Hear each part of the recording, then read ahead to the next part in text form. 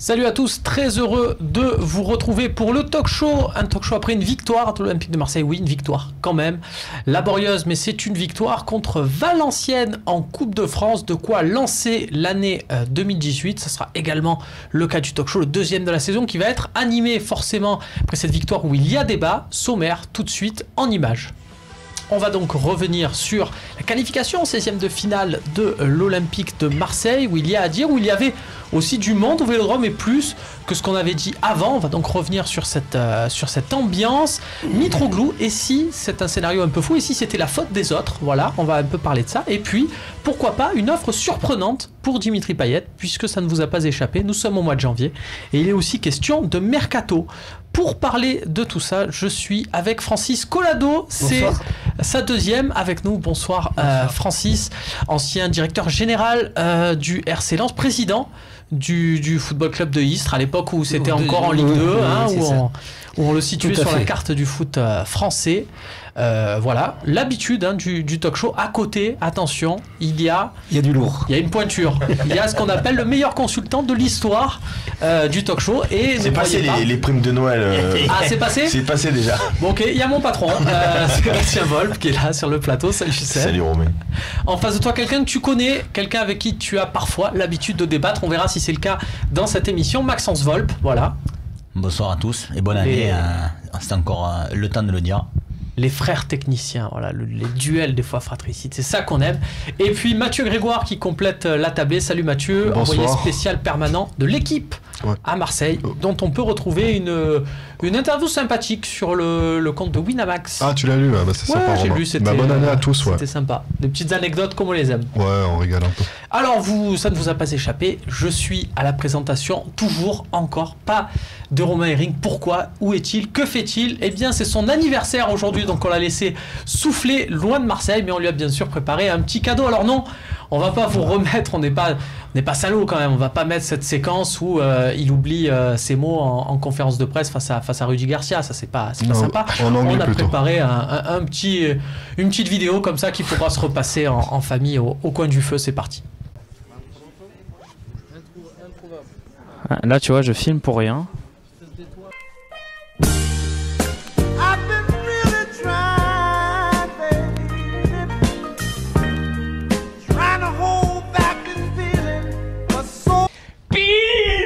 C'est qui le patron ? Voilà, c'est qui le patron ? C'est Seb, hein. C'est pas pour toi, Romain, mais bon anniversaire quand même. Allez messieurs, on démarre ce talk show en parlant de cette victoire de l'OM contre Valenciennes. Alors, je vais vous dire les choses clairement, on avait une équipe super offensive, on avait du NJ, on avait du Mitroglou, on avait du Germain. Derrière, il y avait du Lopez, il y avait du Luis Gustavo, il y avait du Payet pour donner des bons ballons. Ça devait être un festival. Au final, c'est 1-0 après prolongation. But de Jordan Amavi en plus, l'arrière gauche. Donc j'ai envie de vous dire, qu'est-ce qui a fait dérailler la machine ? Tout simplement, à qui la faute ? Voilà. Si pour vous, quel est le responsable de ce mini-couac ? Seb ? Je vais pas être original. Tous les joueurs ont dit que ils avaient encaissé la prépa de reprise, qu'ils avaient les jambes lourdes. Rami, qui n'est pas un tir au flanc, a dit ça a été vraiment dur sur ce match. Donc pour que Rami, qui se plaint à peu près jamais, qui a joué avec une épaule déboîtée, pendant un moment dise ça a été dur, c'est que a priori ça a tiré sur les organismes. Bon, ceci étant dit, pour moi ça peut pas être une excuse, parce que quand on voit que Paris font eux aussi une reprise et écartèlent Rennes, si je dis pas de sottises, on peut pas se dire que l'OM ne peut pas dominer Valenciennes à la maison sur une autre score que la plus petite des marges pendant les prolongations. Alors l'OM va jouer aussi des matchs de Coupe d'Europe, il y a un calendrier chargé. Francis, c'était le cas par exemple au milieu des années 2000 du RC Lens, qui était régulièrement européen. Est-ce que là pareil, il y avait cette excuse de la préparation physique qui permet d'avoir un mois de janvier où les deux premiers matchs, le deuxième est un peu compliqué parce que derrière il va avoir plusieurs échéances, ça tient ou pas ? Oui, non, en fait, moi je pense que la reprise est toujours un peu difficile quand même. Les premiers matchs, bon, ça c'est le premier point. Le deuxième point, c'est que je pense que le fait que ce soit Valenciennes au départ, c'est pas tellement motivant pour les joueurs. Ils ont plutôt dans l'esprit que ça va être un match qui devrait être relativement facile. Et on s'est aperçu que la différence entre les deux équipes n'était pas aussi grande. Donc, je pense que c'est pas la faute, mais bien entendu, ils avaient mis quand même une équipe très offensive. Et normalement, les choses auraient dû bien se passer. Et malheureusement, franchement, on s'est ennuyé à regarder ce match. On n'a eu aucune satisfaction, quoi. Après, pour revenir, si vous voulez, au fait de jouer toutes les coupes, le championnat, etc., ça dépend un peu les objectifs. C'est-à-dire que si on est au milieu du tableau, on peut jouer, je veux dire, la Coupe de la Ligue, la Coupe de France, parce que au moins la Coupe de France, c'est quand même un trophée qui est toujours très intéressant. Mais malheureusement, si on est à jouer un peu, qu'on est troisième, qu'on veut jouer le podium ou autre chose. Je prends un exemple de Nîmes qui a mis son équipe type hier contre Saint-Etienne, qui à la 13e minute a perdu Boscagli, qui est un de ses principaux défenseurs. Bon, ça veut dire qu'ils se sont pénalisés pour le prochain match où ils reçoivent le Racing Club de Lens. Donc c'est toujours très dangereux, ces matchs de coupe, lorsqu'on joue des places importantes au championnat. Il y a Rodney Bomberger sur Facebook qui nous pose une question. Je rappelle que vous pouvez, vous aussi, nous interpeller sur Facebook, sur Twitter, sur le forum du Phocéen, #LiveTalk. Rodney qui nous dit: que faut-il retenir du match d'hier? Le niveau de jeu inquiétant ou uniquement la qualif? Mathieu, l'important, est-ce que c'était les 3 points? Voilà. Ben non, mais là, sur un match de reprise comme ça, effectivement, avec le niveau physique qui est quand même un peu aléatoire, je retiens la qualif. Ouais. Je retiens la qualif, c'est jamais des matchs faciles. On avait en face une équipe de VA qu'on a peut-être un peu sous-estimée, avec quand même des bons joueurs, notamment dans l'axe du jeu. Donc moi, je retiens la qualif. Pour ce qui est du niveau de jeu inquiétant ou pas, on verra ça sur les prochains matchs de Ligue 1. Ça va être intéressant de voir contre Rennes, Strasbourg, ça s'enchaîne. Et on reparlera, le petit bémol pour moi, c'est les avancantes, quoi. Germain, Mitroglou, voilà. Mais pour le reste, c'était un match de reprise. Ah bah alors justement, Max, j'ai besoin de toi, là, il faut trancher, là. Ils sont gentils, hein, nos amis autour de la table, mais ils nous ont fait du politiquement correct. Je sais que toi, tu sais trancher. Germain, Mitroglou, NG, lequel t'as le plus déçu sur ce match? Parce que par exemple, NG, il y a une prestation où il y a des gens qui l'ont trouvé très bon. J'ai regardé la minute de René, qui a aimé l'activité d'NG, en disant lui au moins il se procure des occasions par rapport aux autres qu'on a peu vus. Puis il y en a qui notent quand même qu'il a beaucoup gâché et beaucoup joué pour sa pomme plus que collectif. Toi, quel est celui qui t'a le plus déçu sur ce match-là, qui t'a le plus agacé? Et ça peut être Payet aussi qui a raté beaucoup de choses. Pour revenir déjà en premier lieu sur NG, je suis de l'avis de René là pour le coup, parce que je trouve que sur l'ensemble de la rencontre, il a quand même pas mal provoqué et j'ai apprécié sa prestation dans l'ensemble. Et c'est toujours pareil, on regarde parce que c'est NG également. Après, entre Germain et Mitroglou, sans contexte pour moi, c'est Mitroglou qui m'a le plus déçu, parce que finalement, qu'est-ce qu'on attend de lui? Qu'il soit là pour planter les quelques occasions qu'on lui donnait. C'est vrai qu'il n'a pas eu. On va voir le 11 sur cette. Mais en même temps, il a une grosse occasion en fin de première mi-temps, il la met pas, et on sent qu'il est toujours aussi emprunté et il fait pas les bons gestes. On sent que c'est le joueur qui a un manque de confiance total. Germain, au niveau de toutes ses remises, il a aussi été intéressant. Après, c'est pas les premiers attaquants sur lesquels on peut pointer du doigt en disant finalement qu'est-ce qu'il a fait dans la partie, mais il touche jamais. C'est un attaquant, ça arrive régulièrement qu'il touche pas beaucoup de ballons. Là, Germain, encore une fois, il n'en a pas touché beaucoup, mais il a été à mon sens intéressant. Dans le temps additionnel, là où il frappe. Cette volée où il frappe sur le gardien à la 90e. Wow. Mais après, je te prendrai toujours cet exemple. J'ai l'impression que pour certains attaquants, quand le geste qu'ils font, est-ce que Germain fait un mauvais geste? Pour moi, non. Il se place rapidement, clac, il frappe. Ça part comme ça part. Effectivement, il aurait pu mieux la placer. On peut toujours faire mieux. Mais par contre, à contrario, Mitroglou, tout ce qu'il a tenté, c'était pour moi manqué, quoi. Donc, c'est lui qui m'a vraiment le plus déçu. Sur NJ, pour compléter, il est quand même sur l'action du but.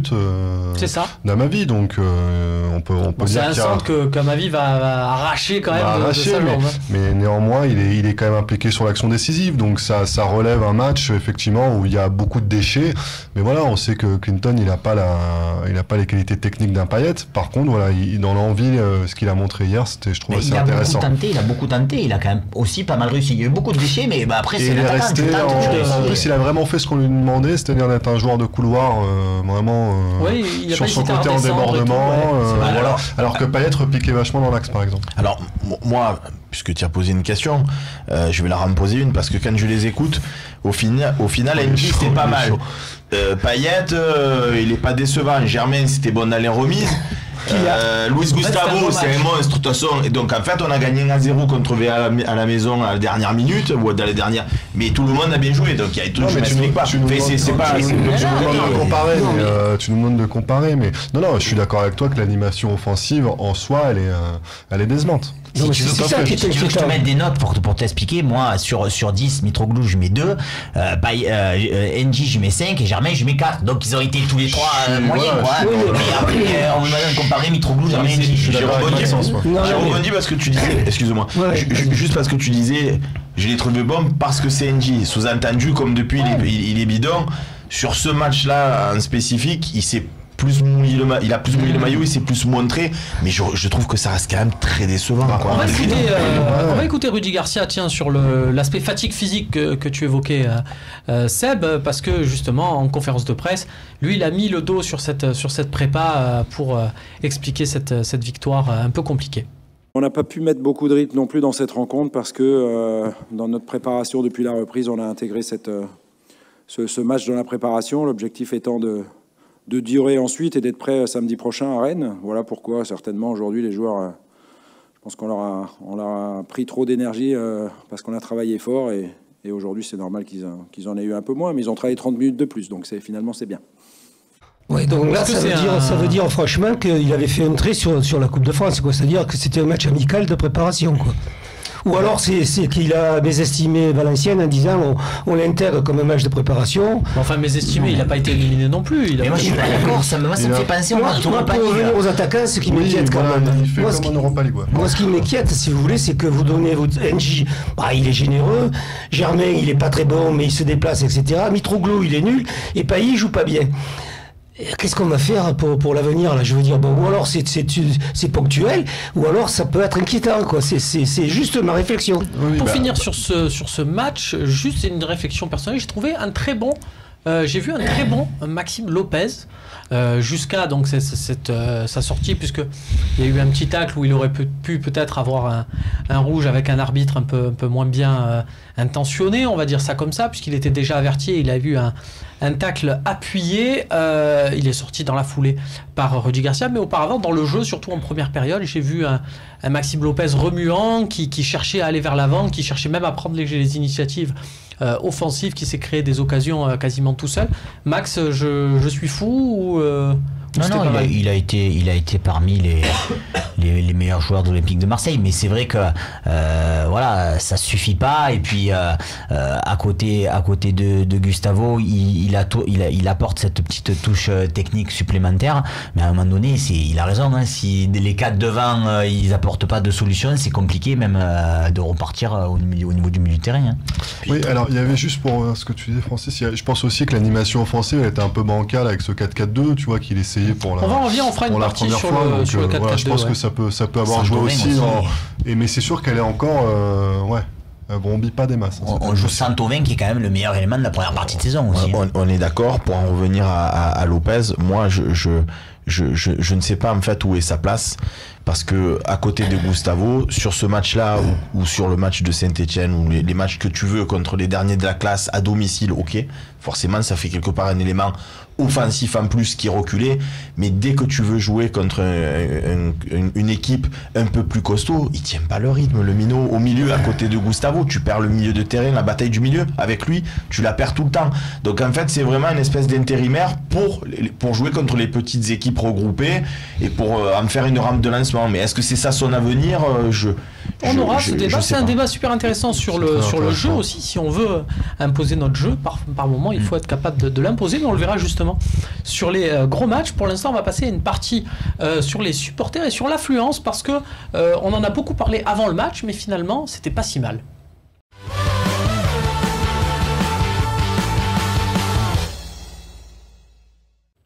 C'était notre conclusion du précédent talk show, le premier de l'année 2018. On encourageait les gens à venir au stade parce que la Coupe de France et parce que l'Olympique de Marseille, d'une manière générale, on ne cherche pas à donner de leçons, mais c'est pas que jouer contre Neymar et le PSG et acheter des places au prix d'un SMIC, c'est aussi supporter son équipe sur la longueur et aussi dans ces rencontres-là contre Valenciennes en Coupe de France qui sont forcément moins sexy, mais voilà, c'est ça aussi l'Olympique de Marseille. On craignait une affluence limite, on parlait de 10 000, 15 000.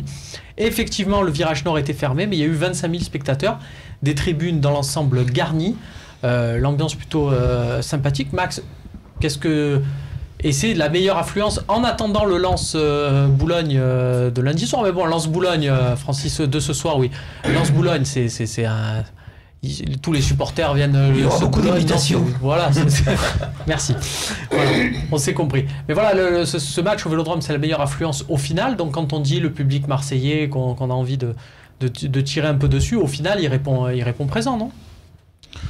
Oui, après c'est quand même un match qui s'est déroulé en fin de vacances scolaires, 14h, ça permettait à pas mal de familles de venir au stade. Donc tout ça c'est bien, hein. Et puis effectivement que l'Olympique de Marseille ait baissé les tarifs, mais c'est vrai que bon, ça reste quand même une moyenne honorable pour un match de reprise contre Valenciennes en Coupe de France. Ouais, pour un match de reprise, je suis d'accord avec toi. Après, c'est sûr que l'affluence la plus élevée en attendant Lens, c'est sûr qu'elle est tu vois, si tu compares à Granville ou c'est sûr, ou à Fabrège, c'est sûr que bon, il y a plus de place au Vélodrome, on va dire. Mais oui, c'est plutôt ça qui est intéressant. C'est sur les matchs de Ligue 1, sur quelques matchs de Ligue 1 de fin d'année où il y a une affluence peut-être un petit peu décevante. Mais avec le dimanche 21h, l'OM a parfois du mal à remplir le stade.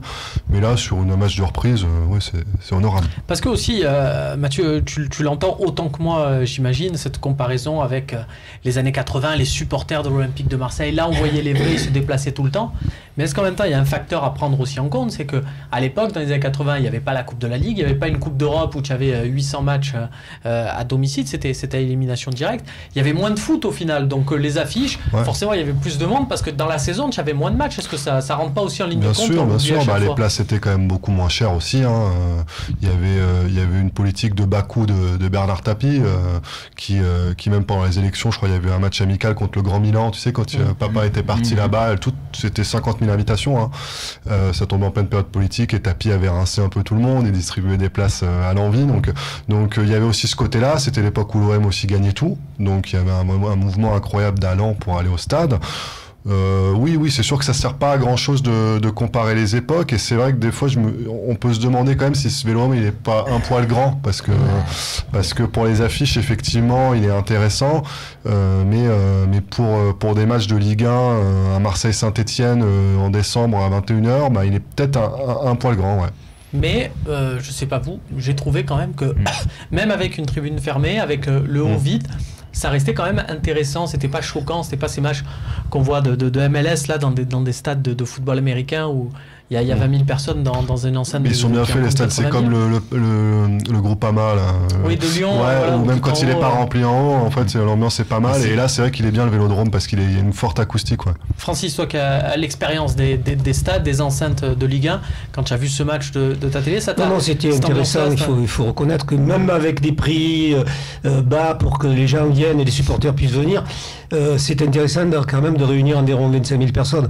Je pense que ce soir peut-être il y en aura un peu plus à Lens, parce que c'est un derby, enfin. Et puis c'est un peu les mêmes. Voilà, ils sont un peu les mêmes. Ils châteront les corons ensemble, et donc je pense qu'ils feront peut-être plus de 25 000. C'est mieux quand c'est toi qui le dis. Allez, on va passer à une partie sur Mitroglou, parce que là on revient quand même dans le cœur du sujet, et avec une théorie un peu folle. Vous allez me dire si elle est folle ou pas, et si c'était la faute des autres.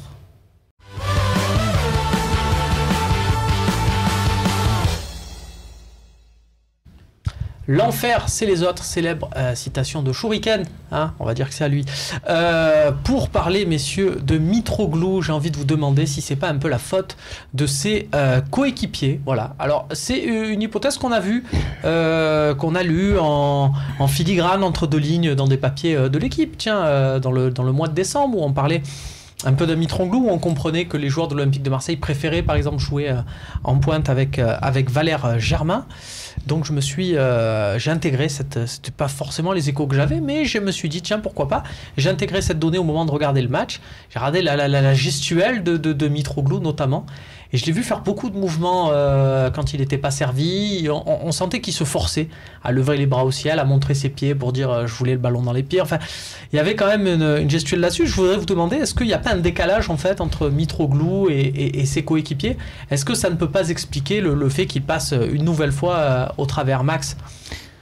Je vais te redire ce que je te disais il y a quelques minutes, à savoir qu'un avançant, de toute façon, il est jugé sur quelques ballons dans une rencontre. Il n'est pas jugé sur plus. Et donc, forcément, on a pris des exemples et des exemples sur Gignac par moment, sur plein d'attaquants de l'OM, où il touchait très peu de ballons dans la rencontre, et à chaque fois, on disait, il a fait un mauvais match. Et souvent, effectivement, on en arrivait à se dire, oui, mais c'est ceux qui sont autour de lui qui ne l'ont pas bien servi. Certes, mais là, encore une fois, Mitroglou, il a eu quelques ballons, et tous les ballons qu'il a eu, pour moi, à mon sens, peut-être que je me trompe, mais il les a tous mal négociés. Donc à partir de là, c'est compliqué de dire c'est la faute des autres quand toi-même, les quelques ballons que tu as, tu les négocies mal. Encore une fois, si Marc se bute à la 44e ou en fin de première mi-temps, ben on fait pas le même constat aujourd'hui. Donc les ballons, on y en a donné et forcément, il les a pas bien négociés. Donc pour moi, non, c'est pas la faute des autres.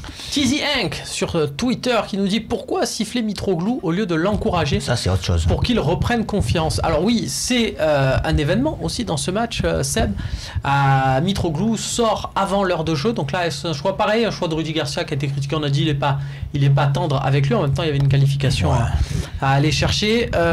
Mitroglou qui sort avant l'heure de jeu, conspué par tout le stade Vélodrome. Qu'est-ce que tu as pensé toi sur le coup? Est-ce que tu étais en train de siffler aussi à ce moment-là?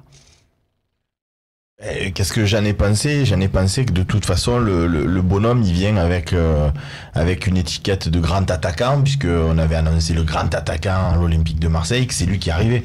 C'est pas moi, c'est pas toi, c'est lui. Donc il a cette étiquette là, il faut qu'il l'assume, c'est tout. S'il était venu en compagnie de notre attaquant et que c'était juste un joueur de complément, peut-être qu'il aurait moins de pression, peut-être là pour l'instant il montre rien. Le problème c'est qu'il est arrivé blessé. Et qu'on a dit ouais mais pour l'instant il est blessé. Alors c'était le fameux grand attaquant qui est arrivé, mais on a trouvé les excuses de dire il est blessé. Enfin on a trouvé les excuses, c'était certainement factuel. Donc ça c'est vu en termes de rythme. Donc il était blessé, il était blessé. Bon, ceci étant dit, je crois, si je dis pas de bêtises, que je l'ai vu faire des matchs qualificatifs avec la Grèce, où il était très bon. Il a marqué, hein, si je dis pas il a marqué. C'était Chypre et Gibraltar. C'est juste aussi quand même. Il a marqué. Il a positionné le match. En tout cas, Chypre, c'est une bonne équipe, mais Gibraltar un peu. Non, mais très sincèrement, tu connais beaucoup plus le foot international que moi.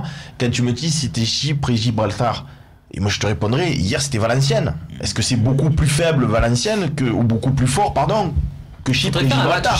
Non mais tu vois, et pour autant il a été, je me vois une image à la télé où il fait ce contrôle là avec l'équipe nationale, où il fait avec la Grèce, il fait le contrôle, hop, il frappe, il marque, c'est un geste technique, tu peux mettre le Barça en face, il fait le même contrôle, il fait la même frappe, c'est bon. Et avec nous il fait rien. Ce que tu disais, c'est qu'en fait il y a une question d'osmose dans son équipe aussi.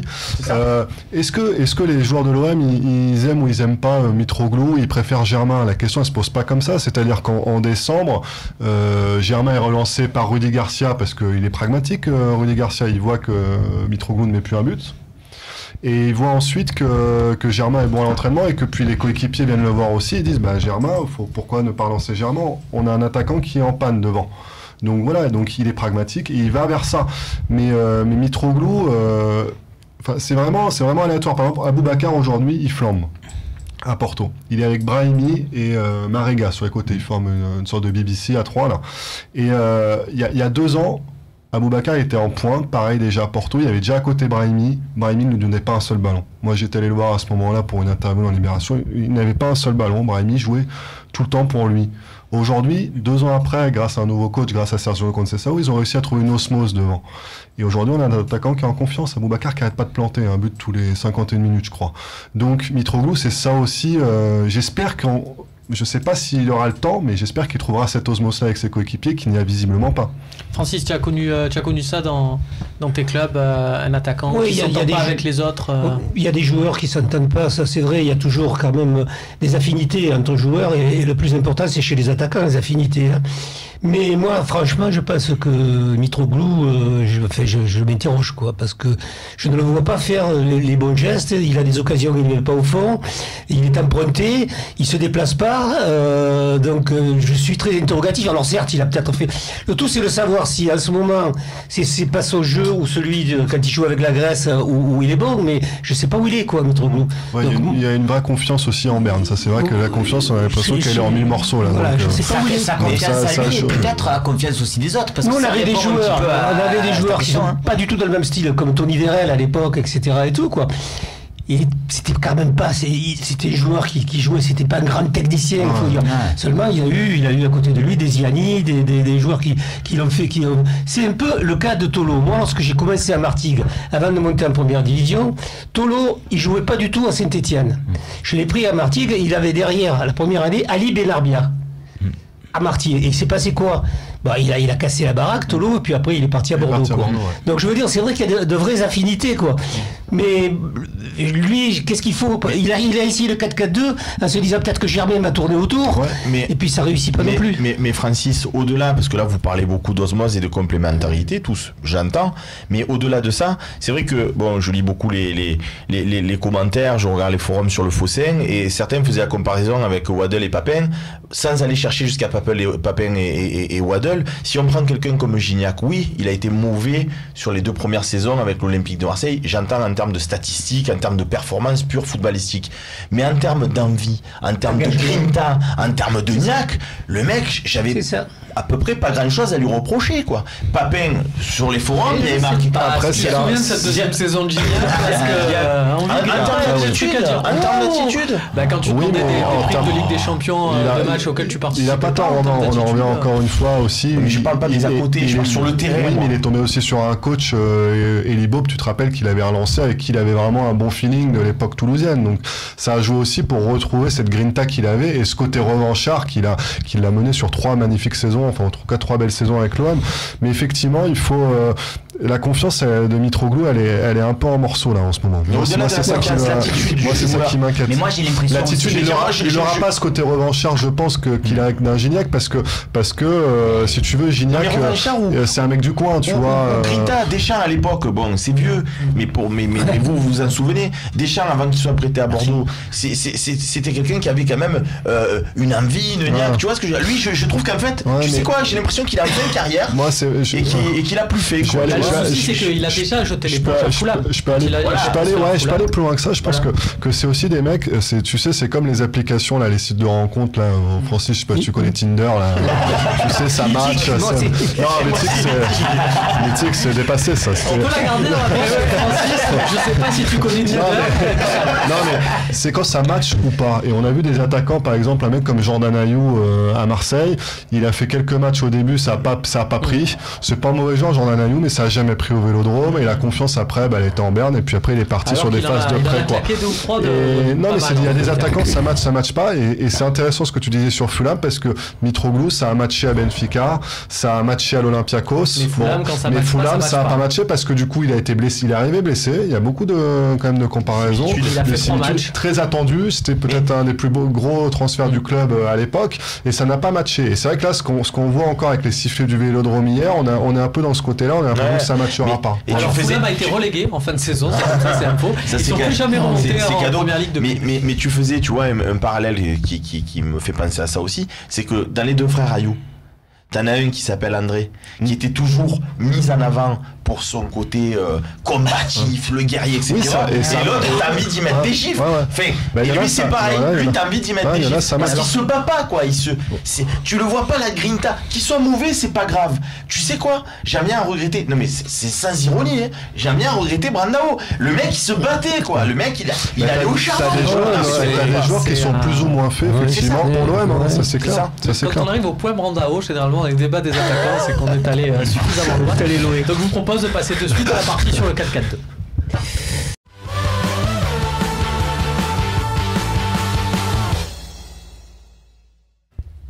Le 4-4-2, il était demandé à corps et à cri. Sébastien, tu me disais que tu lisais les commentaires sur le site. Tu fais bien, tu n'es pas le seul, moi aussi. Et depuis des mois, je vois marqué et c'est pas normal, on joue pas assez en 4-4-2, on donne pas la chance à Mitroglou et à Germain. Bon là hier, on l'a eu. Est-ce que c'est bon, c'est parti, on continue avec ça ou ça va aller finalement? Le problème c'est toujours pareil, c'est que en soi le 4-4-2 c'est une bonne idée. Pourquoi? Parce que Mitroglou il a besoin de soutien, parce que Germain, on a l'impression que même si à Nice il jouait tout seul devant, qu'il est quand même beaucoup plus à l'aise comme il le faisait avec Falcao à Monaco dans ce système-là en 4-4-2. Donc dire on va les associer les deux, c'est très bien. Pourquoi peut-être il a pris cette option hier, Garcia? Parce que pour moi, pourquoi il le fait pas avant? Parce qu'il se prive soit de Payet, soit de Thauvin, soit de Sanson. Donc tu enlèves un de ces trois-là pour pouvoir mettre en place ce système de 4-4-2. Hier, il n'y a pas Sanson, il a fait souffler Thauvin, donc du coup il a dit tiens, testons, et peut-être qu'il s'est même dit dans sa tête, on va fermer des bouches.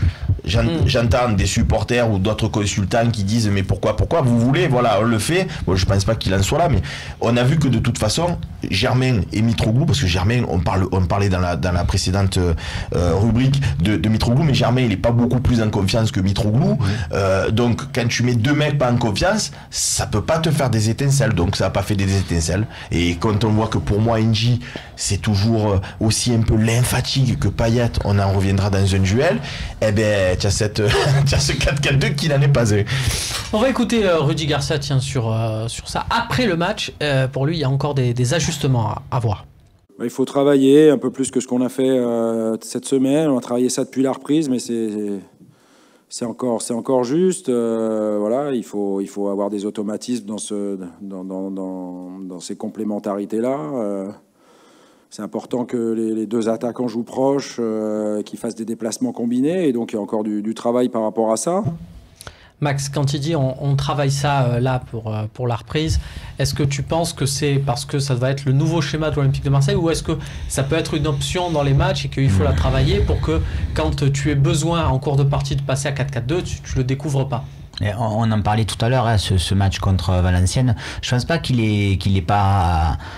Qui se soit dit je respecte pas cette équipe de Valenciennes. Je pense qu'effectivement ils ont beaucoup travaillé, je pense qu'ils ont beaucoup testé de choses, et que pour lui, comme pour les matchs d'Europa League, il se disait on va jouer comme ça, ça va passer ou pas, ça aurait pu ne pas passer d'ailleurs, bon la preuve c'est passé, et en même temps, même si c'est passé difficilement, mais c'est passé quand même, et en même temps effectivement ça te permet de travailler. Je suis sûr et certain pour le coup que c'est pas un schéma qui mettra en place durablement à l'OM, mais par contre effectivement en cours de rencontre, c'est fort possible que dans des matchs où tu es mené, on passe à deux attaquants, et il vaudrait mieux qu'ils aient joué un petit peu ensemble de temps en temps, c'est sûr.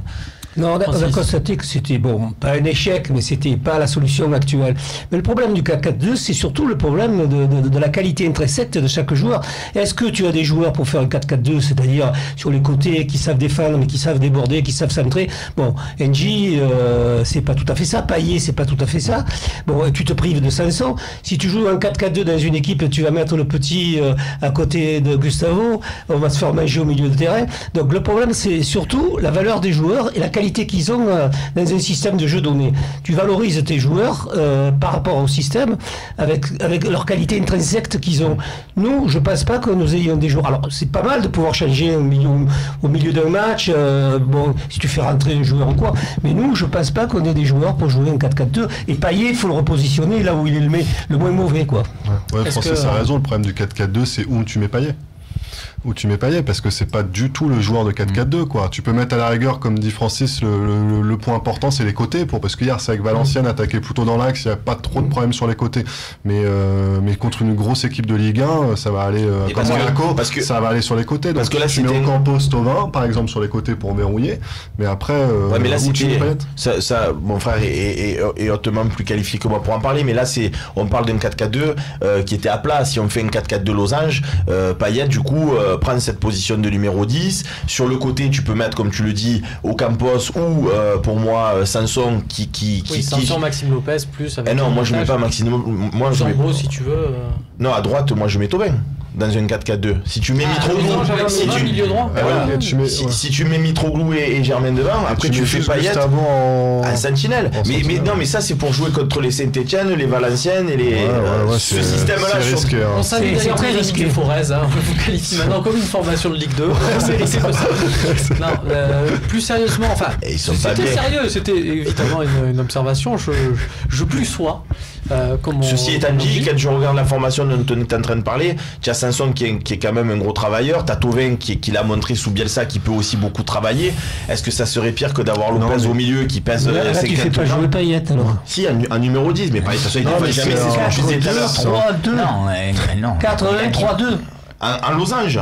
Il y a juste Gustavo Thauvin et Lopez. On a l'habitude dans Losange d'avoir des récupérateurs et enfin d'avoir 3 joueurs travailleurs au milieu et tout à fait. Ça me paraît très aventureux par rapport à Oli Garcia qui a déjà changé son 4-3-3, ce qui a été quand même une petite révolution pour son 4-2-3-1, donc je le vois pas là.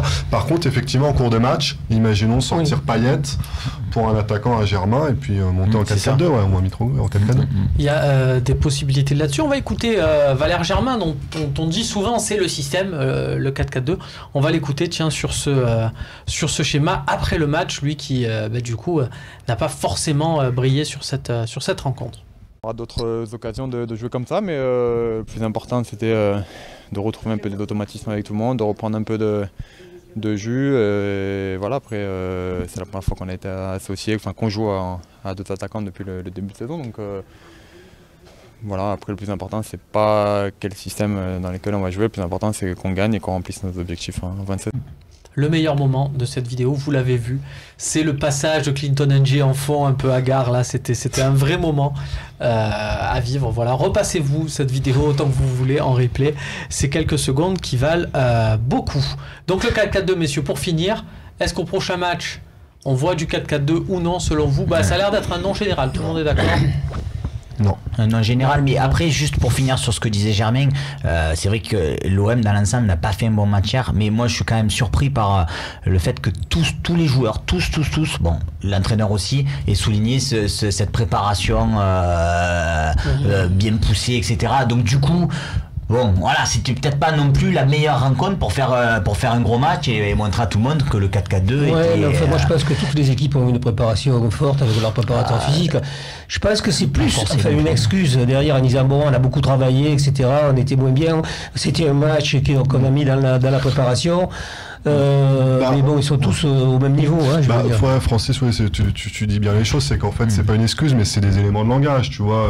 Souvent, quand on vient en zone mixte après les matchs, on a des discours de joueurs qui sont à peu près sur la même longueur d'onde que le coach. Genre, on s'est parlé à la mi-temps. C'est des éléments de langage. Et il y a une part de vrai dedans, et il y a aussi une part de réécrit un peu l'histoire. S'ils avaient gagné 3-0, ils n'auraient jamais parlé de la préparation physique. Mais évidemment et malheureusement, par rapport à ce genre de match, vous parliez tout à l'heure des supporters en disant quand même on a rempli le stade, etc. Mais quand tu viens et que tu joues à pile ou face en te disant je viens, mais est-ce que je vais voir une super match, je vais me régaler, ou est-ce que je vais voir une purge? Ça t'incite pas non plus à venir. Il se dit une composition offensive. Non, mais même si je n'appréciais pas comment dirais-je la personne, on va dire, mais c'est vrai que sous Bielsa, à chaque fois j'allais au stade, je me disais on va se régaler. Ça va être n'importe quoi, on va peut-être perdre 8-2, mais on va se régaler. Là, tu sais pas, c'est très pragmatique, c'est pas spectacle. Je me suis retrouvé, alors l'OM n'a pas perdu 8-2 de mémoire, mais je me suis retrouvé après des défaites à tes côtés, de se dire, on s'est quand même régalé pour faire 8-2. Je ne parle pas. Moi, je préfère 1000 fois et Garcia et Deschamps, parce que j'ai espoir avec eux de gagner des titres, que Bielsa, où tu te régales. Même Bielsa, il te remplira le stade tout le temps, parce que tu vois du spectacle tout le temps. Quand on parle des attaquants, le point mort d'en haut, quand on revient au point opposition Deschamps Bielsa, c'est qu'on a fait le tour du sujet. Il n'a pas fait le plein à Lille quand même. Donc oui, ça c'est pas faux. Mais juste un petit détail, on n'a parlé que de Paris. Tu as donné que l'exemple de Paris en disant oui, Paris ils ont gagné 5. Juste, je dirais que Bordeaux a perdu à Granville et que Lyon a marqué 2 buts dans les séries de jeu. On va parler de Coupe de France de suite et du tirage à venir parce que l'OM s'est quand même qualifié.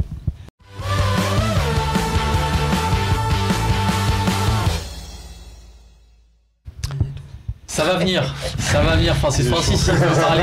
Francis il est là pour parler mercato.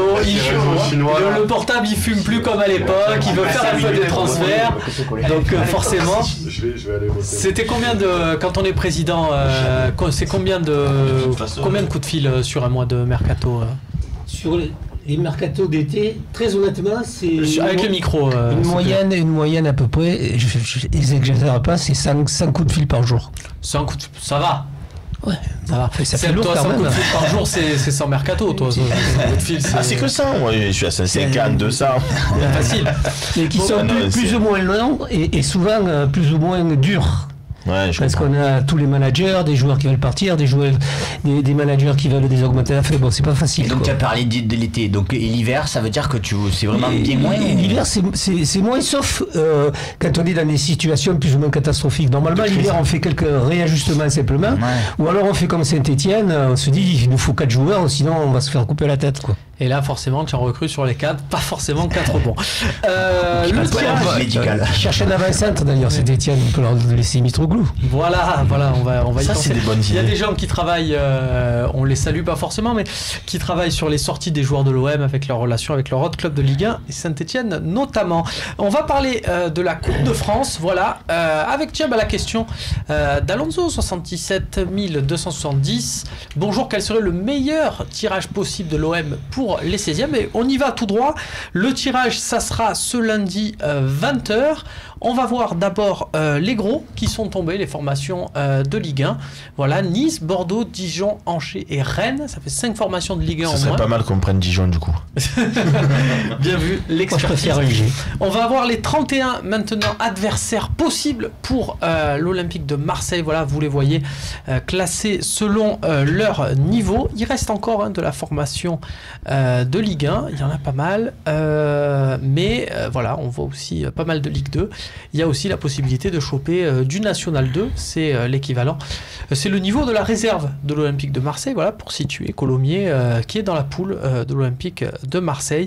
Et puis il y a même en dessous le National 3, où par exemple on retrouve une équipe de niveau de handball. Pour toi, Seb, c'est quoi le tirage, le meilleur tirage? Pour moi, comme tout le monde n'est pas Romain Canuti et comme tout le monde n'apprend pas par cœur les parcours de l'Olympique de Marseille, que ce soit en Coupe de France, en Coupe d'Europe ou en championnat, moi je retiens que les victoires au bout et les trophées.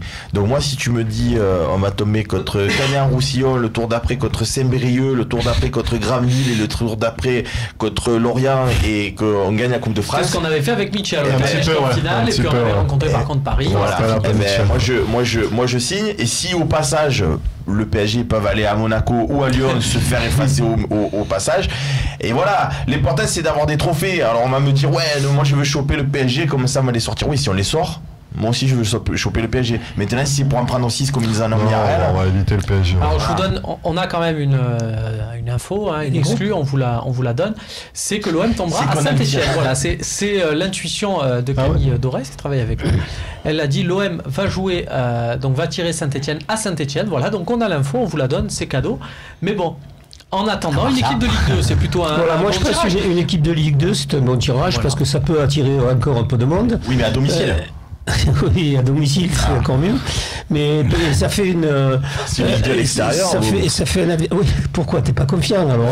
Non, parce que comme tu le rappelais tout à l'heure, Garcia, il va devoir faire des tests. Vraiment, vous embrasse. Une bonne équipe de Ligue 2 comme ça. Non, vous l'avez dit tous les deux. Tour, ça me ferait plaisir, moi, pour les Racing. En plus, il choisit d'aller Ligue 2, quoi. Ah non, je viens de là-bas, moi. Il choisit d'aller Ligue 2. Tour, en ce moment. Oui, bon, en plus, c'est plus national, t'as raison. Alors, c'est pour ça que je fais le choix. C'est un peu le Saint-Etienne de Ligue. Non, pardon. Mais non, mais Tours, ça me plairait, moi, évidemment. Ouais. Non, Max, est-ce que tu sens quelque chose? Des fois, tu sens des trucs, Max, on va pas se mentir. Hein? Ouais, non, mais là. Tu avais senti le recrutement de Bédimon, on le rappelle. Bon, 5 ans en avance, mais tu l'avais senti. Tu vas peut-être nous sentir ce tu sens pas un bon Chambly, là, un petit Chambly, là? Moi, je verrais bien. Je pense que je sais pas pourquoi, je sentirais plus une équipe de Ligue 1, mais pas forcément un gros calibre. Donc, si on prenait Toulouse ou Saint-Etienne. Saint-Etienne, comme 3 ou Metz, ça me dérange pas. Voilà, Toi, c'est quand, Francis, j'ai l'impression? Oui, moi c'est À Caen, domicile, par parce que c'est le club où j'ai passé 2 ans aussi. Donc puis c'est très agréable d'aller à Caen, même si tu veux recevoir.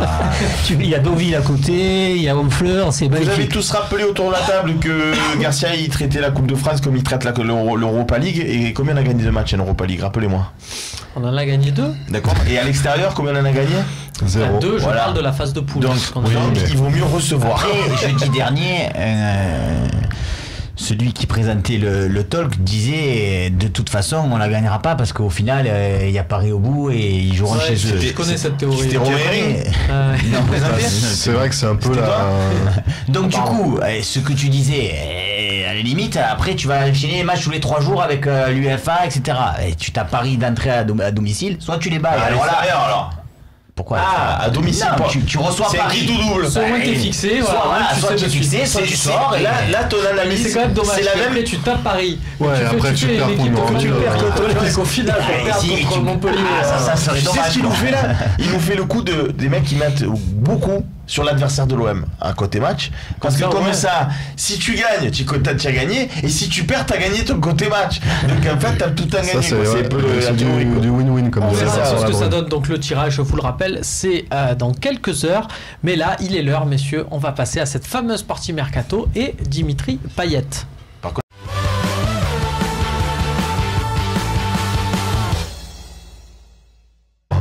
J'ai voté. Calmez-vous, messieurs. J'ai déjà Calmez-vous. Ah, t'as voté déjà? Alors, on va pouvoir... mais- s'il vous plaît, on va pouvoir lancer cette partie puisqu'on a réuni les moyens techniques, toute la famille Volpe devant pas toute la famille l'écran. Volpe, il y en a C'est encore la d'autres famille des en or, c'est une nouvelle version, une nouvelle étape. Donnez-moi un micro à la fille prise au lit, s'il vous plaît. On va parler de Payet en Chine et d'une rumeur qui est sortie ces derniers jours sur un média chinois, le Tianjin Kanzhuan. Pardon, messieurs, je m'excuse, qui serait intéressé à hauteur de 30 millions pour un transfert de Dimitri Payet. On en parlait de Dimitri Payet en Chine au moment où on l'a recruté l'année dernière. La Chine reviendrait peut-être à la charge. Alors c'est vrai qu'il y a des restrictions sur le marché chinois. Ils ne recrutent plus à tour de bras comme c'était le cas il y a 12 mois. Mais quand même, certains joueurs ciblés peuvent y être transférés. Est-ce que ça sera le cas de Dimitri Payet ? À l'heure d'aujourd'hui, c'est difficile de se prononcer sur l'état actuel, mais ça peut quand même susciter un débat très intéressant parce qu'il y a beaucoup de critiques sur Dimitri Payet et sur le prix d'achat de l'Olympique de Marseille, sur l'argent dépensé. Donc j'ai envie de vous dire, si Dimitri Payet, on a la possibilité de le transférer là en Chine, qui peut partir. Est-ce que vous le vendez, quitte à ce qu'il ne soit pas remplacé forcément? Non, mais moi, ça c'est une option. Pourquoi rajouter une option? Ça fait rajouter. Tu marches avec une canne, tu fais un duel, mais t'as une canne. Non. Est-ce qu'on vend Dimitri Allez, Payet? vous l'aurez compris, c'est un duel qui va opposer Maxence En Volpe. même temps, attends, je rajoute juste un truc avant qu'on commence, c'est que avant l'émission, tu as dit 20 million, et là tu passes à 30. C'est vrai que ça monte. Ça monte. Attention. Non, mais le prix est un argument important. Oui, c'est pour ça que. Moi, je vais parler en tant que dirigeant, après je vous donnerai mon avis. Oui, Voilà. bien sûr. Alors, tablons sur une vente de 20 millions. D'accord. Je vais vous demander, messieurs, si vous le vendez à 20 millions en Chine Ils sont chauds bouillants. ou pas. Tiens, Seb, est-ce que tu prends la main ou tu... T'es mon patron. Je vais donc Ouais, te c'est vrai, donner je le choix commence. des armes. Est-ce Il n'aura pas le courage de prendre la main. Ouais, allez, ça va, allez, il m'a branché, je prends la main. Ah, c'est ce qu'on aime. C'est Tu as bon, 30 ça. C'est secondes. que de la manipulation. C'est bon pour 30 toi, secondes, ça. tu vas me regarder, Maxence, dans les yeux, comme tu Ouais. l'as fait à l'époque lors de vos mémorables soirées camping. Tu vas me le regarder dans les yeux et tu vas lui dire pendant 30 secondes pourquoi il faut vendre Il va avoir du mal à Dimitri me Payet convaincre. là à ce mercato. Non, mais moi, Dimitri Payet, déjà quand il est parti de l'Olympique de Marseille, j'étais un des premiers satisfaits parce que je n'ai jamais aimé ce joueur. Quand il est revenu, force est de constater qu'avec l'équipe de France, il avait fait quelques bons matchs, il avait fait aussi des bons matchs en Angleterre, donc j'ai été ravi parce que j'aime à me tromper et j'aime à évoluer dans mon opinion. Et depuis qu'il est revenu, je l'ai pas vu faire un bon match. On m'a même fait défendre Dimitri Payet contre Paris, et alors qu'il n'avait pas été bon, on va pas se mentir. Donc du coup là, si on peut se libérer un poste, économiser son salaire et derrière embaucher un autre footballeur à sa place, je suis carrément d'accord. Voilà, pile 30 secondes, bravo. Pas mal. Bravo. Donc, tu peux garder les secondes.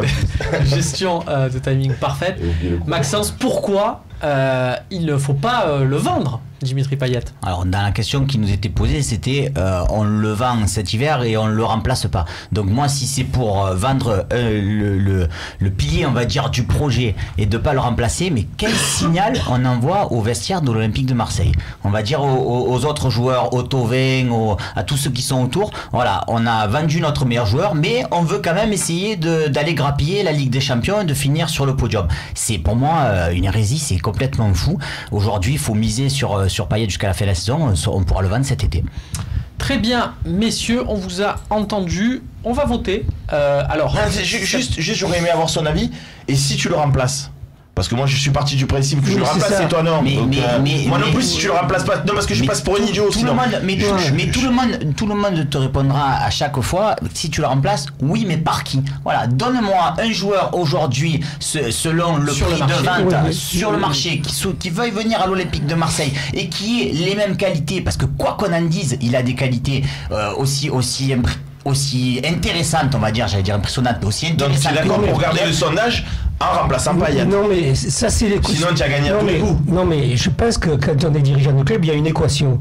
La première équation, c'est de dire, bon, à vos services techniques et aux recruteurs, est-ce que vous avez des joueurs qui peuvent venir éventuellement et qui sont de qualité et à quel prix? Deuxième question, c'est de dire, mais est-ce qu'on a vraiment envie que Payet parte? Est-ce que si au mois de juin il part, donc ça veut dire que si on dit non, il partira jamais, bon, le problème est résolu. Après, le problème, c'est un problème de prix. C'est-à-dire que moi, aujourd'hui, si on me dit 20 millions, je dis peut-être que les Chinois peuvent en mettre 40. Et 6 en mettre 40, qu'est-ce que tu fais 6 en mettre 40? Mais 6 en mettre 40, mais on n'est pas parti sur ce débat. Non, mais c'est de la négo. C'est de la négo après. Mais quand il y a un club qui a envie d'un joueur, on le sent ça. C'est comme ça quand on négocie. S'il le veut vraiment, moi je te dis la réponse, tu es dirigeant. Il te donne 40 millions d'euros. C'est la vente d'Olivier Dacour un peu. Pour te répondre. Nous, Olivier Dacour, mais il est resté une année complète, Olivier Dacour. Hein. Bon, il est venu d'Everton, bon, on l'a payé un prix. Et après, je l'ai vendu à Leeds une année après. Ça a été un peu le cas de beaucoup de joueurs, enfin, que nous avons dit à Nice, ça a été pareil. Hein, il était parti à la Corogne. Bon, mais je ne veux pas faire les anciens combattants, on ne va pas faire que des joueurs qu'on ne connaît plus, presque. Mais aujourd'hui, je veux dire, et puis ça dépend aussi des finances de l'Olympique de Marseille. Y a-t-il des besoins? Y a-t-il des nécessités? Tout ça rentre en jeu. Mais c'est pour ça que le début de saison de l'Olympique de Marseille, quoi qu'on en dise, il est quand même globalement satisfaisant. Oui, mais force est de constater que Payet, au prix où on l'a donné, il a quand même pas le rendement qu'on pouvait l'attendre. Mais ça, c'est le moins qu'on puisse dire. Mais tout le monde est capable de le dire, il n'y a pas de problème, ça je suis entièrement d'accord. Le problème c'est qu'aujourd'hui, un mercato d'hiver, vendre encore une fois celui qu'on a mis en tête de gondole du projet, quel signal on envoie? Et si derrière, alors moi je vous donne le même exemple, on vend Payet, d'accord, on recrute personne, ou on recrute un joueur qui ne donne pas satisfaction. On recrute un joueur de Paris. Et au final, au fur et à mesure, on dégringole. Mais on va se dire, mais les dirigeants de l'OM, ils avaient fait tout juste jusqu'à là. Ouais, mais tout juste avec Sertic, tout juste avec Evra, tout juste avec Abdelou, tout juste avec Payet, tout juste avec tout juste avec Mitroglou. C'est énorme parce que local, quelques semaines en arrière. Attends, moi je fais meilleur et maintenant quelques semaines c'est des blaireaux, on n'a pas dit ça. Moi je dis pas ça, moi je dis dans la colonne. Juste dans la recrutement, tu sais très bien. C'est très bien dans un recrutement qu'il y a des joueurs possibles parce que moi je vais te dire, il y a Gustavo, il y a Mami, on peut tous les sauter. Vas-y. Moi je mets sur une colonne les bonnes affaires, Rami, Gustavo, etc. Mais je mets de l'autre côté, c'est-à-dire que quand on se trompe dans un mercato sur 2 joueurs, ça peut se comprendre. Par définition, ça n'existe jamais un mercato à 100%. Quand on se trompe sur 5 joueurs, c'est qu'il y a souci.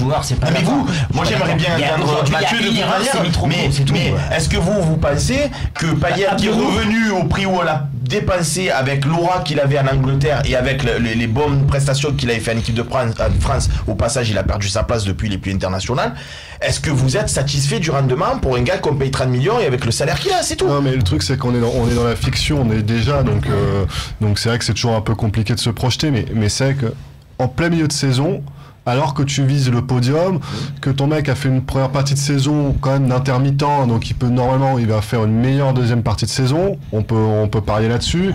La Coupe du Monde se rapprochant, ça peut peut-être aussi la carotte, les automatismes qu'on recherche, enfin moi ça n'a pas grand intérêt, sauf évidemment offre extrême de mirobolante de Chine, ça n'a pas un grand intérêt en janvier. À l'été par contre évidemment c'est intéressant parce que tu peux préparer la succession, tu peux voir quelle place tu vas avoir dans la masse salariale et dans les finances pour prendre une star, parce que c'est la première tête de gondole du projet, donc tu peux déjà travailler à la suivante, et ensuite, sachant que Payet sera encore là cet été pendant 4 ans encore, il est sous contrat jusqu'en 2022, donc c'est énorme, évidemment que tu peux bien amortir en le vendant. Et puis il reviendra peut-être. Mais voilà, moi c'est ce que je veux dire, c'est une opportunité. On est dans la fiction, tu vois. Mais alors on fait pas de débat. Non, mais je suis d'accord avec toi, mais moi je te dis, Steven. Quand tu regardes l'équipe à ce moment-là, tu es en train de réfléchir en te disant il te manque un arrière-gauche, tu es en train de réfléchir en te disant il faudrait quelqu'un au milieu de terrain, tu es en train de réfléchir en te disant devant ça va pas. Vous m'avez fait tout à l'heure une équipe en me disant Edji il est nul, Ocampos il est nul. Ocampos on en a pas parlé.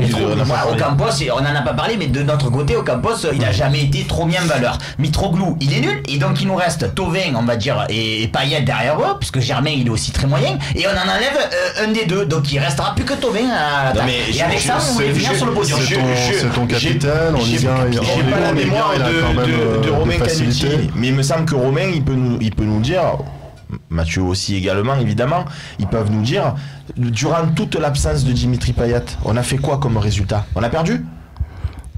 Non mais est-ce qu'on a perdu? Il me semble pas variable, il n'y a pas forcément. Il n'y a pas une dépendance, c'est-à-dire enlève Gustavo, t'es mort. Enlève Gustavo, t'es mort. Enlève Payet, j'ai pas vu la différence de l'Olympique de Marseille avec Gustavo. Je vais prendre un exemple, mais pour piquer justement. Aujourd'hui, tu vends Payet et Paris Saint-Germain te prête Lucas en prenant une partie du salaire. Qu'est-ce que tu fais? Oui, alors là on n'est plus dans la fiction, là. On a carrément pratiqué un panier. Là c'est pas mal. Il hésite quand même. Le joueur, je parle. Moi, je voudrais juste qu'on prenne un rendez-vous. Là, tu peux jouer en 4-4-2. On prend rendez-vous en mai. On prend rendez-vous en mai. Et alors là, je serais content qu'on fasse un talk et on verra ce que vous direz de Dimitri Payet. Très bien. Eh ben, restons sur ces mots. On commencera d'ailleurs une partie avec cette intro. Il n'oubliera pas. Il est comme Jacques-Henri Hérault. On n'oubliera pas. Mais attends, à faire des conclusions comme ça. Je souhaite qu'il aille en Chine, qu'on récupère Lucas en prêt avec la Chine, et quand il nous aura permis d'être second, j'oublierai pas. S'il vous plaît, on va continuer. En attendant, on va quand même finir avec les questions-réponses, mais gardez s'il vous plaît, de grâce, cette énergie.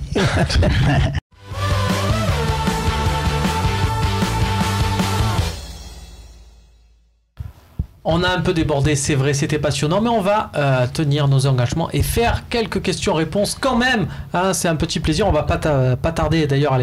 Allez démarrer. Tiens, Loïc Lucho sur Facebook, salut le talk. Quelles pépites sont à suivre en Ligue 1 pour cette seconde partie de saison? J'ai un mercato MPG à faire. Il est là. Voilà. Alors, est-ce que vous avez des joueurs comme ça un peu à suivre, messieurs, des joueurs voilà, un peu pépite, un peu prometteur.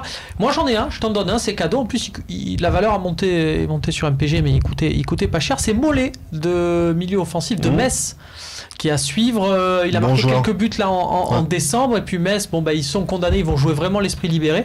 Il y a peut-être à regarder là de côté de ce milieu offensif. J'aurais presque envie de te dire, il y en avait qu'un, j'ai déjà oublié son nom. Celui de Valenciennes, hier, il y a... C'est validé, hein, Mathieu, on me le met dans l'oreillette, c'est validé. Et il y a Niakate aussi à suivre à Metz. Moussa Niakate, derrière, qui était un latéral, qui est reconverti défenseur central, un jeune intéressant. Moi, je suis pas mal Montpellier pour l'équipe, donc je peux en parler, parce que je les vois jouer assez souvent. Et à Montpellier, il y a vraiment quelques belles promesses. Il y a Moukielé en défense centrale. Il y a les latéraux, Aguilar et Roussillon, évidemment, qu'on connaît un peu plus. Il y a Skiri, et puis il y a Mbenza aussi, Zach Mbenza, l'ailier.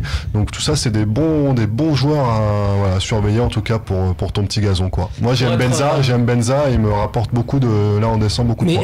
Mais en Ligue 2 il y a de très beaux joueurs. Moi je vais quelquefois à Nîmes voir les matchs de Nîmes. Bon, alors je parlerai pas de Bozoc, c'est peut-être juste l'effet de cette année en Ligue 2, etc. quoi. Mais il y a des joueurs intéressants. Il y a un joueur qui est prêté par Lyon qui s'appelle Del Castillo. Romain Del Castillo. Qui était prêté à Bourg-en-Bresse. Et là il a été prêté à Nîmes. Donc je veux dire, en deuxième division, il y a des joueurs qui valent très largement le joueur moyen de Ligue 1 qui coûte moins cher. D'ailleurs, Leicester a recruté un attaquant du Gazélec Ajaccio. Donc voilà pour 3,5 millions d'euros. Donc voilà, les clubs anglais vont directement chercher en Ligue 2. Je sais que pour Bozoc par exemple, ils ont des offres de clubs de Ligue 1, même pour le mercato d'hiver, qui ne sont pas inintéressantes. Qui jouent en rouge et blanc avec un maillot. Avec une diagonale, j'ai plus la définition, mais vous avez compris, avec Fedcom comme sponsor. Seb, il y a des pépites, il y a des joueurs que tu suis. Pour être complet, parce qu'on parlait d'Mbenza à Loïc Lucho, en plus à MPG, il est considéré comme milieu de terrain. Voilà, c'est pas mal. Donc, alors qu'il joue attaquant. Il marque et gazon, ça fait du coup. Voilà, mais Seb, tu as des pépites, il y a des joueurs que tu suis? Non. Je vais pas. Ça, je vous laisse à vous, aux spécialistes. Max, j'ai retrouvé. Non, c'est vrai que sur le côté droit, là, le Maurizio, je l'ai trouvé vraiment intéressant. Donc le joueur de Valenciennes, qui était plutôt petit petit gabarit. Il m'a fait penser par moment à Valbuena. Alors je sais que mon frère va adorer, mais alors pas pour loin peut-être, mais je pense que dès l'année prochaine, c'était quand même une belle opération. Il sera belle opération financière. Il y a le joueur qui était à Aubagne là. Et qui joue à Strasbourg et qui pète le feu quoi quand même. Il y a l'autre de Strasbourg. À Lille aussi, je pense qu'on verra quelques joueurs. Il y a un gardien à Nice qui est pas mal aussi. Il y a un bon gardien à Nice. On embrasse d'ailleurs Terrier aussi très intéressant, je pense. Mais Terrier, il est prêté par Lille. La réintroduction de Bedimo, c'est la question de Baptiste OM sur le forum, sert-elle à piquer Rokia? C'est vrai que Christopher Rokia, il est souvent hors du groupe, et souvent en tribune. Il n'a pas eu encore la chance de jouer. J'aimais pas trop la réaction de Garcia par rapport à Rokia au départ, parce que je trouvais que c'était. Mais au final, après ces quelques semaines, là, je me dis que c'est quand même pas si mal, parce que le prochain, je pense qu'il va hésiter à signer. Alors j'étais sûr que tu allais là-dessus, parce qu'on en avait débattu la dernière fois et tout. Déjà, j'avais dit à l'époque que c'est un argument fallacieux de Garcia. Je vous avais dit que c'était une question de niveau. D'accord. Force est de constater que les semaines et les mois passent et que si Rokia aujourd'hui il n'est pas dans le groupe, il joue pas, c'est parce que Garcia estime qu'il n'a pas le niveau, tout simplement. Et si parce que le feuilleton Camara était plus compliqué encore, et regarde il joue Camara. Quand il va revenir, il va jouer. Pour moi, mais il a joué quand même. Rokia, il ne joue pas parce que pour Garcia, il n'a pas encore le niveau. Pourquoi l'avoir signé? Et d'ailleurs, il l'a dit. Il doit bosser sur la deuxième partie de saison. Il l'a dit, je crois, la dernière fois. C'est intéressant. Il a dit d'ailleurs qu'il préférait plutôt que de le voir partir, par exemple en prêt, plutôt qu'il reste à l'OM, quitte à ce qu'il ne joue pas ou peu. Il a été très clair. Mais qui bosse, qu'il apprenne au contact des pros. C'est vrai que quand on est jeune, faut pas brûler non plus les étapes et croire qu'il y a des Mbappé. Que ce soit vrai ou que ce soit pas vrai, de toute façon, ça montre entre guillemets quand même un exemple. Tu vois ce que je veux te dire? C'est-à-dire que les prochains, quand on va leur proposer un contrat, etc., s'ils commencent à dire ils vont partir tout de suite. Ils partiront peut-être tout de suite, mais au moins ça fera. Non, mais je veux dire. Mais faut pas. Ça, c'est un problème pour la formation quand même. Il faut au moins que les ce qu'on peut appeler les meilleurs joueurs puissent signer un contrat. Non, mais c'est honnêtement il y a vraiment eu un souci sur Camara, sur Rokia et Sarri, on n'en est pas là, quoi. Enfin, franchement, il faut le dire là que les prochaines signatures pro elles se passeront très bien. Sur Camara, c'était un petit peu un truc hors norme, quoi. Tu vois, parce que le centre de formation de l'Olympique de Marseille a un problème, on va dire, d'image, parce que il n'est pas encore arrivé au niveau des centres de formation comme Lyon, où il faut faire un constat que Lyon, ou Monaco, etc. Quoi. Donc il a besoin aussi de sortir des joueurs qui jouent, quoi. Je veux dire, parce que former pour répondre à la législation, ça sert à rien, quoi. Quesada 13 sur le forum qui te pose une question. Pensez-vous que Cabella aurait pu trouver sa place dans ce nouveau 4-2-3-1? Un Cabella qui a signé en Coupe de France sa 3e passe décisive. Vous le retrouverez très rapidement sur le Phocéen dans le journal des prêtés. Seb, tu le vois, toi, Cabella, dans cette... Non, remplaçant. Je vous rappelle quand même que remplaçant de Payet. Le soir du mercato, le soir de la clôture du mercato, avec les défaites à Monaco et avant la défaite de Rennes, on a beaucoup expliqué que Garcia avait fait une énorme erreur en laissant partir Cabella et en gardant Lucas Ocampos. Et puis voilà, le temps lui a donné raison, comme on dit sur les quelques semaines d'après. Là, il n'y a plus personne pour contester le choix de Rudy Garcia. Max, Cabella, mais Cabella, il a été blessé aussi. Il a été blessé à ce mais après il avait un peu un profil similaire à Payet, voire même à Maxime Lopez, merci. À Maxime Lopez. Du coup, c'est vrai que quand tu gardes d'autres profils, ça paraît plus intéressant. Après, il aurait pu tirer son épingle de jeu, mais bon, Cabella, c'est quand même un joueur, contrairement à tout ce qu'on a. C'est un mec qui a besoin de tirer. On y a quand même laissé aussi sa chance. Je veux dire, c'est pas un joueur à qui on a fait faire 3 matchs et on y a dit allez au placard, c'est fini. Moi, le problème de Cabella, c'est que je sais plus qui c'était toi, Seb, qui savait pas trop jouer Lopez. Moi, Cabella, je sais jamais trop où il joue non plus sur la ligne d'attaque en fait. Ouais. Je pense que c'est peut-être un mec justement en 4-4-2 autour d'un Mitroglou qui serait efficace devant le but, mais bon, comme c'est pas en deuxième attaquant, il a besoin de tirer, mais bon, voilà, il est plus là. Donc, hier, il a fait un bon match. Ouais. Il a fait un bon match. Maxence l'emporte. Voilà, ça veut dire largement en plus. Hein. Sébastien, 37%. Ah, mais là, il a tout truqué le c'est débat. Un raz-de-marée, là. Avant le débat, on a dit on rachète notre joueur à la place de Payet. Là, le débat, il dit oui, sur la question, le truc. C'est l'impression qu'on revive les repas de Noël. Oui. Il marronne toujours, mais du coup, le prochain repas de famille sans. Mais Romain, excuse-moi, qu'est-ce que tu as dit à la rédac? Quand toi-même tu dis on fait des sondages, si c'est pour dire est-ce que vous voulez qu'on recrute Cristiano Ronaldo, tout le monde va te dire oui. Évidemment que si tu dis est-ce que vous voulez qu'on mette en Payet, ça contrepartie. Voilà, il a dit on va Payet, on prend personne. Voilà, donc on est sûr.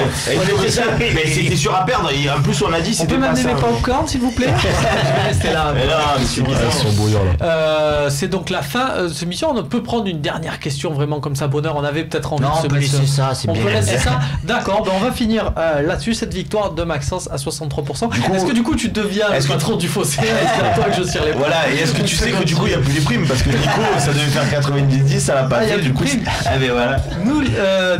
L'honnêteté primes au fossé. Il y a eu un problème de téléex d'un stagiaire qui a été viré. On était désolé. 90-10, victoire sans appel de Sébastien Volpe. Bravo patron. Merci. Patron, comme disaient les Charlots. On se quitte sur cette très belle référence culturelle. Merci, messieurs, d'avoir participé à ce talk show. Merci à vous de nous avoir suivis. On se retrouve jeudi. J'aimerais juste faire une petite dédicace à un de nos grands auditeurs téléspectateurs. C'est Johan Raniero, que j'avais croisé aux 30 ans des Yankees début décembre. Alors certains tombent sur des jolies nanas sur le Vieux-Port. Moi, je suis tombé sur Johan Raniero, qui venait de région parisienne pour les 30 ans, abonné aux Yankees avec son père depuis 2 ans. Donc voilà, on lui passe le bonsoir. La vie est une histoire de rencontre. Tout à fait. Mathieu, nous nous quitterons sur ces belles phrases. Salut à tous.